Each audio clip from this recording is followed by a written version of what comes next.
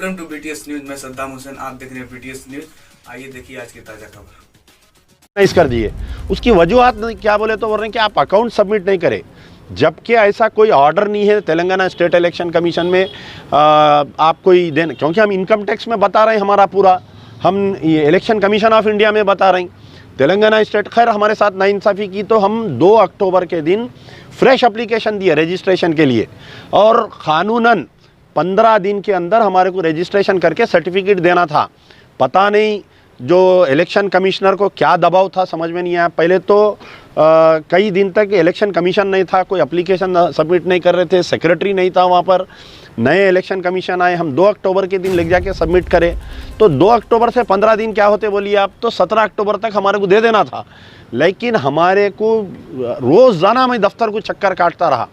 Even मैं 16 अक्टूबर के दिन 17 अक्टूबर के दिन भी गया, इंस्पाइट ऑफ संडे सैटरडे, तो यही बोलते रहे कि आप शाम में दे रहे हैं, आपको सुबह में दे रहे हैं। आपको अचानक नोटिफिकेशन इशू कर दिया। अब नोटिफिकेशन इशू करने के बाद में कोर्ट में भी अगर हम गए तो हमारे को जो है कोर्ट यही बोलता है कि the ball has started running, आप बाद में आइए इलेक्शन के बाद में। खैर इलेक्शन कमीशन में जो हमारे साथ बदमाशी की गई, हम खामोश बैठने वाले नहीं है। Will go to high court, will go to supreme court. कौन बदमाशी किया, किसका एजेंट था, वो पूरा निकालेंगे, उसका करेंगे, अच्छा काम करेंगे, उसको नहीं छोड़ेंगे।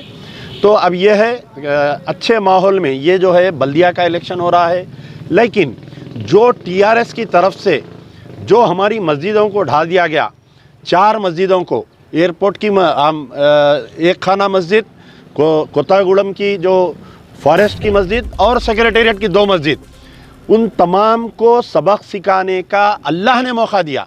मेरे वालिद मरहूम अमानुल्लाह खान अक्सर कहा करते थे कि अगर किसी को अल्लाह ताला तबाही के रास्ते पर ले जाता है तो उसकी औलाद नहीं खींचता, उसकी शोहरत नहीं खींचता, उसकी जायदाद नहीं खींचता, सिर्फ़ और सिर्फ उसकी अक्ल पे पर्दा डाल देता।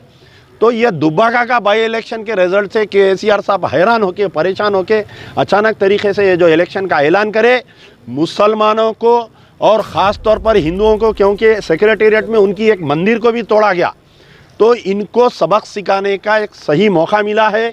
मैं समझता हूँ कि अगर कोई मुसलमान टीआरएस को वोट देता है तो उसकी मुसलमानियत ख़तरे में है, उसको तजदीद ईमान करना पड़ेगा।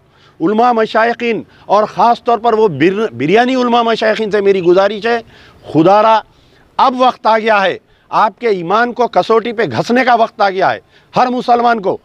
केसीआर, अरे बड़ी हंसी आई मुझे, केटी रामाराव साहब कल बोल रहे कि हमारा एमआईएम से झगड़ा है ओल्ड सिटी में। ये नूरा कुश्ती हुआ करती थी पहले, आपको मालूम है कि पहले से तय रहता था कौन सा पहलवान जीतेगा, कौन सा पहलवान हारेगा। WWF की एक आज भी कुश्ती होती। तो मैं चैलेंज कर रहा हूँ केटीआर साहब को, आप एक एफिडेविट लिख के दीजिए, एफिडेविट पे लिख के आवाम के सामने दीजिए कि there will be no future alliance with AIMIM बोल के लिख के दीजिए। आप दुब्बाका के रिजल्ट से आप हैबत खा गए। अरे वो बीजेपी की जीत नहीं है, कौन बेवकूफ़ा तुम्हारे को रिपोर्ट डाल रहे हैं वो समझ में नहीं आ रहा।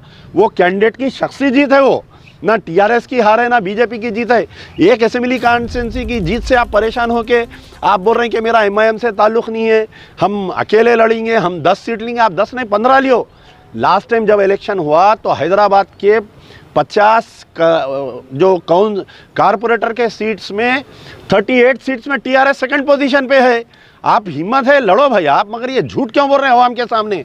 आप एक एफिडेविट पे लिखिए, अपने ट्विटर अकाउंट पे ट्वीट करिए कि आई एश्योर यू, एक 100 रुपये के बॉन्ड पेपर पे लिखो आप, केटीआर साहब एक 100 रुपये के बॉन्ड पेपर पे लिख के दियो, in future there will be no alliance with MIM.